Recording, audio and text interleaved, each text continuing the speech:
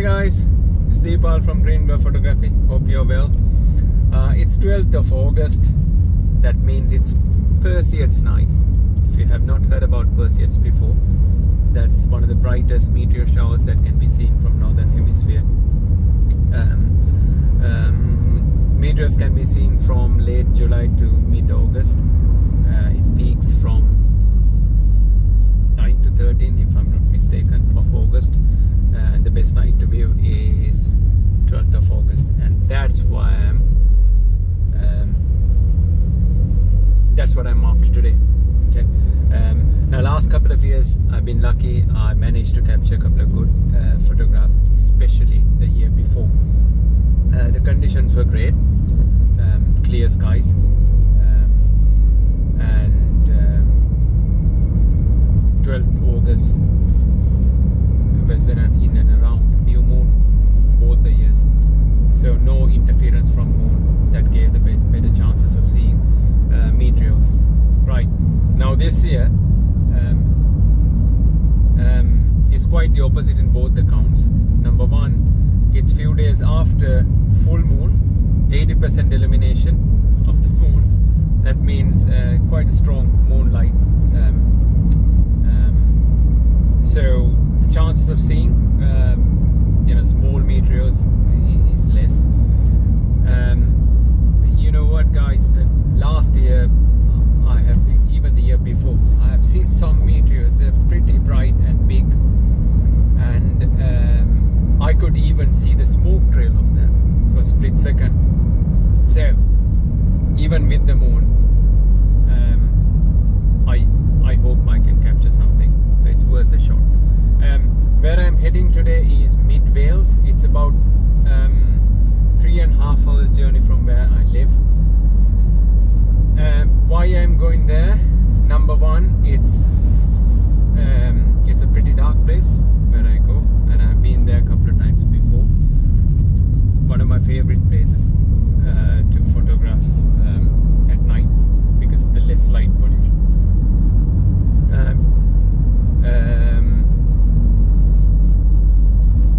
Number two is, as per the weather forecast today, Wales and like sort of mid Wales, North Wales, and sort of center of the country are the places to places with clear skies, not the others. So that's the reason why I'm traveling there. I have a very narrow window, to be honest. So the moonrise is 11 p.m.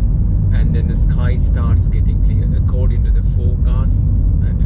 According to the forecast, the sky starts clearing around about, I say, 9-ish. So I have a very narrow window to capture what I want to capture, but I thought rather than staying at home, I'm going to give it a go, because I know how magnificent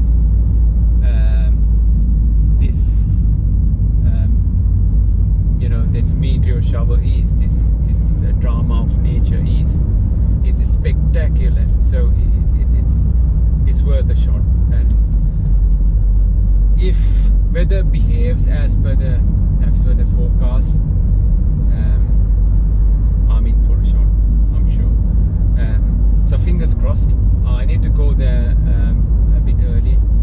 That's why I'm heading there. I think I'll be there about an hour or quarter before. I have a couple of places in my mind, but I have never tried this composition or the composition I am planning to try out today before. So I need to go and test it out and how it comes in camera, because what you see in your eye is very different to how you compose a picture.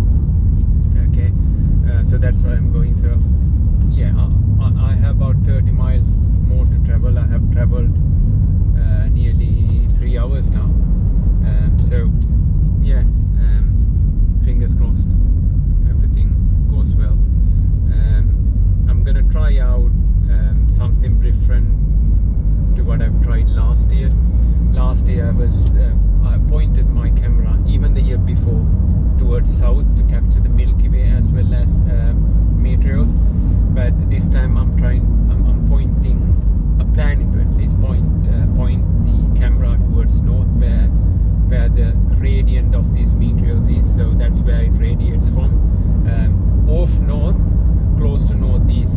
they come from constellation Perseids, hence the name Perseids.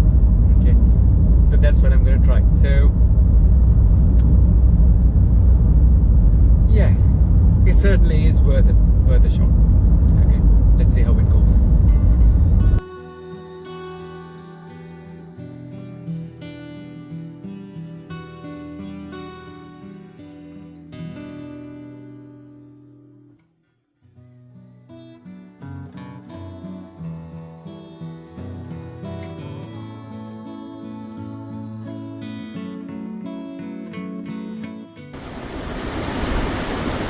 Right, I'm on location, guys. I don't know whether you can hear me. If you can't hear me, this is the reason. This will be my foreground. Right, this is my camera setup. So Sony A7S, Nikon 1424. Lens is heated via an external battery. Camera is powered by the same external battery. It's voltage controlled, as you could see. Okay, now I will do separate videos for each one of these later, maybe in another day. Just to run you through the concept, I'm gonna do exposures for the foreground, and then I'm gonna do about, I don't know, maybe 50 to 100 shots for the sky, because I won't capture as many meteoroids as possible. Now then I'm gonna merge the sky separately and then merge it with the foreground. Okay, so it's gonna be a panorama ultimately, but vertical panorama. That's what I'm gonna do. Reason why I heated the lens is obviously tonight is gonna be colder. We will go below the dew point, which I couldn't check. Usually I check. Then it's going to fog up the lens. If the lens is fogged up, then it will be a waste, obviously, you know. So that's to stop the lens from being fogged up. Okay.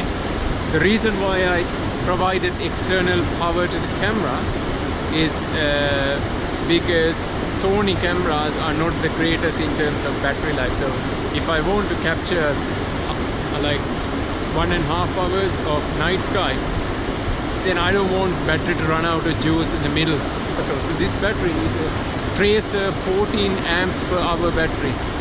I have used it in the past with my Nikon D810 to do 11 hours star trails, and still it didn't run out. So I know this will hold on for a couple of hours. So that's the reason. It's almost 9:30. As you can see, sky is clearing up slowly. Okay, that's going to be wonderful. So it'll be dark soon, almost is. Then I'm going to start shooting. But what I don't want to do is capture the foreground now. If you capture the foreground now, the problem is the exposures will be so different, it will be difficult to merge with the sky. So that's something to remember. You just have to find the right time to capture the foreground. Then easily you can blend it with the night sky. Okay? So I'm gonna take my shots and maybe walk back to car, sleep in the car. That's what I'm gonna do. Alright? Right, that probably is quite the opposite of good videography. I know, and I'm working on it. Today is about photography, so without further ado, let's delve into it. Now, the reason why I shared those on-location videos is to make the connection from that side of the world to this. What I'm gonna do today is to take you through the photos that I've taken for the foreground as well as for the sky, and then share the settings and then explain why I chose to go with those settings. Okay? Let's see the photos now. Okay, we're looking at one of my foreground images in Adobe Bridge. Before going into the details, I have to make a connection between where I left in the last part of the video to this. Originally my plan was to capture the night sky first up before the moonrise, to give me a better chance of capturing as many meteoroids as possible before moonlight being present in the sky, and to capture the foreground after the moonrise, to get some of that moonlight into my foreground. Okay, but I had to deviate from that plan, reason being the first hour was before the moonrise. It was cloudy, it didn't clear up enough. Okay, so first hour I lost, but moment I started seeing the moonlight coming through the mountains in the valley, as you see over here, I started capturing my foreground. Now the most important aspects of the foreground is this water stream, the waterfall, the gorge, and the details around it. Of course, the rock faces. Okay, they form quite important aspects of my final image. So I had to make sure that I capture all that right in photographic language within histogram. Okay, so I went for a pretty big exposure over here, 6400 ISO, 30 seconds exposure time. F was 2.8. It comes as 0 over here, reason being I used a Nikon lens on a Sony body with a manual adapter. Okay, but it was 2.8, so it's a pretty big exposure. The reason for that, of course, is to make sure that I capture the details right. If I didn't do that, obviously, you know, if they end up being in blacks rather than, or darks rather than being shadows or highlights, I lose all that details. I can't recreate them. Okay. Right, so ISO 6400 has its downsides. Of course, if I move this box over here, you see how noisy the image is. But it was a conscious decision, of course, for the reasons I shared, and therefore what I've done is I've captured multiple exposures. I think I captured 15 of them of the same scene with the same settings, so that I could use that in post-processing to handle noise without losing the details of the foreground. Okay, now some of you might be thinking that I probably have had an you know, the option of going for lower ISO and a higher, rather larger exposure time, but I decided against it. Reason being, let me take you through all my foreground images. If you could concentrate on this part, the top bit where my cursor is at the image, and see how things are changing.